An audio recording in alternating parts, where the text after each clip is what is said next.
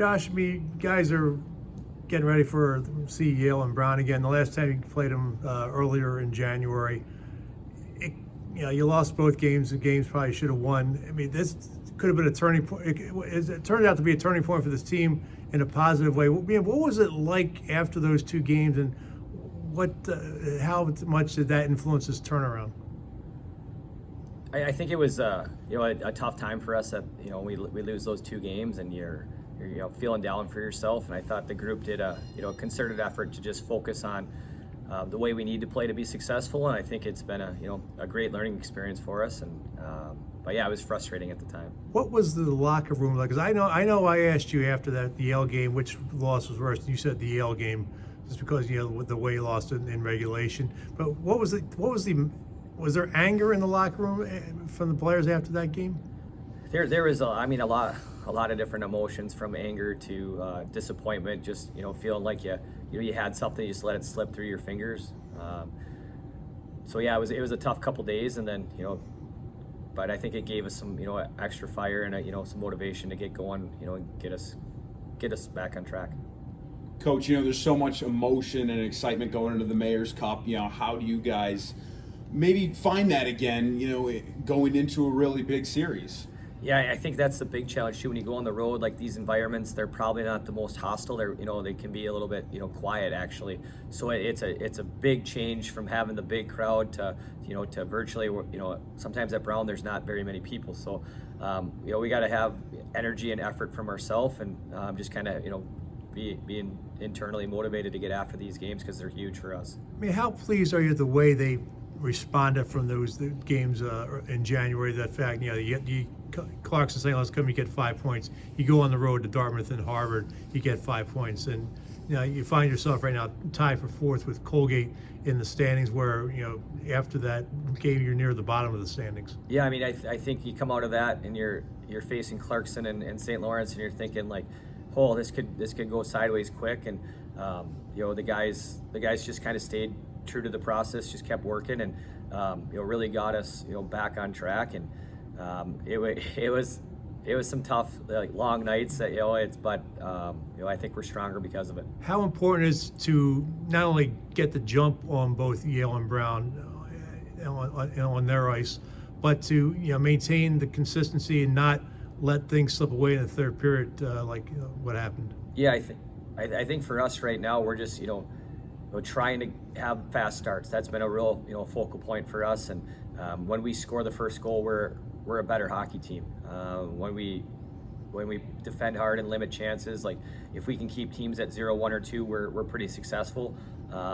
So for us, it's just a concerted effort to start fast and defend hard. Cullen Ferguson gets named Defender of the Week. He gets his career high 3 points in that game against RPI. What do you see out of him that he seems to be doing more offensively this season? I know he had 2 goals and 5 assists last year, but he's got 10 points already, which matches his career high in a season. What do you see out of him this year that was different from last year? Well, I think he was pressing a lot. I think when you have a pretty good freshman season like he did, sometimes you come back in that sophomore year, you think things are just going to kind of flow and go great for you, and that's actually it can be the hardest year for a lot of guys. So he was pressing the game really hard, and even at the start of this season, he was really consumed with points.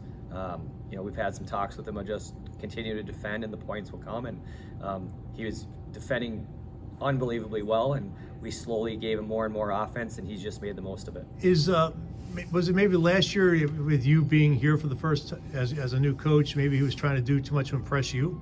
I think he's got he's got some confidence in his ability, and he wants to be put in offensive situations. So I'm sure there's part of it, the pressure of just putting on himself and a new staff, and just trying to you have a good year and now you got to reprove yourself. And I think he's kind of just settled in. He's comfortable in his own skin now, what kind of player he is, and the offense is just seems to be clicking now. I mean, how important is it to have a guy like Cullen not be, help contribute? You just don't want to just coming from John Prokop. Well, yeah, it's kind of funny. You did look at the stat sheet, and you had one defenseman with all these points and all these other guys, but that are playing a lot for us that just don't have a lot. So it's nice to have a little bit more of a dual threat. It's also nice to you'll just see guys get rewarded, and all the D are starting to chip in a little bit more, which is huge for us. Cullen, all 3 points, Cullen, were big point. Man, obviously the goal, but the 2 assists were primaries. Just throwing the puck to the net.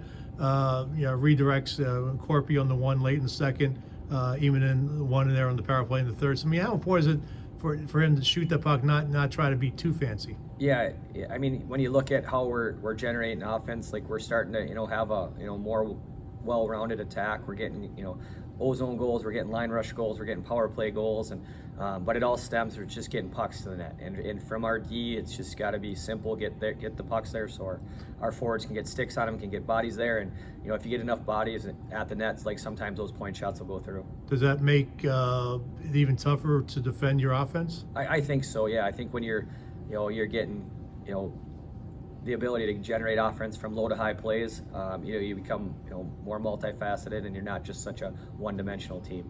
Coach, if somebody had said post Mayor's Cup that you'd be above 500, top 5 in the conference, how pleased would you be with that, and how pleased are you with where you guys are at right now?